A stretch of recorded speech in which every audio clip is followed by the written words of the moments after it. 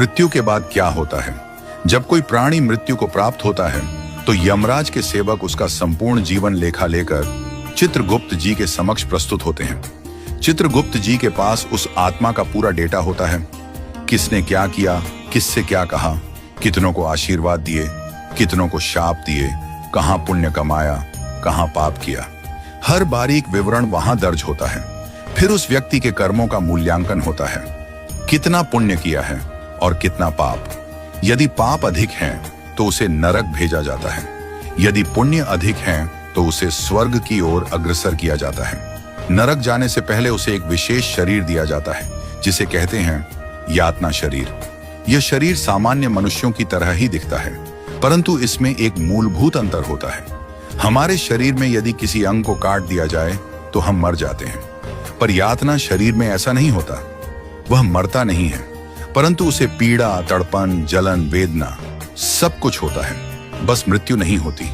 वो जीवित रहता है केवल इसलिए ताकि अपने पापों का फल भोग सके। अब अगर किसी ने अपने जीवन में कुछ पुण्य भी किए हैं, थोड़ा सा दान, सेवा, किसी भूखे को भोजन, किसी दुखी को सांत्वना, तो उसके पुण्य उसे स्वर्ग ले जाते हैं। स्वर्ग में उसे मिलता है एक और विशेष शरीर जिसे कहते हैं भोग देह। इस भोग देह की विशेषता यह है कि इसे चाहे जितना खिलाओ ये मोटा नहीं होता, इसे चाहे जितना नचाओ गाओ ये थकता नहीं, इसे चाहे जितना भोगो ये तृप्त नहीं होता, क्योंकि स्वर्ग में जो कुछ भी है वह क्षणिक है, अस्थाई है। जब पुण्य समाप्त हो जाते हैं तो स्वर्ग से भी निकास होता है और फिर आत्मा को मिलता है फिर से जन्म। वह पुनः इसी संसार में किसी योनि में जन्म लेता है और फिर वही जीवन मरण का चक्र चलता रहता है। नरक और स्वर्ग ये दोनों कर्म आधारित मार्ग हैं, परंतु एक तीसरा मार्ग भी है जिसकी चर्चा वृंदावन में होती है, जो कथा में बताया जाता है और जो भक्ति से प्राप्त होता है। यह मार्ग है वैकुंठ का मार्ग।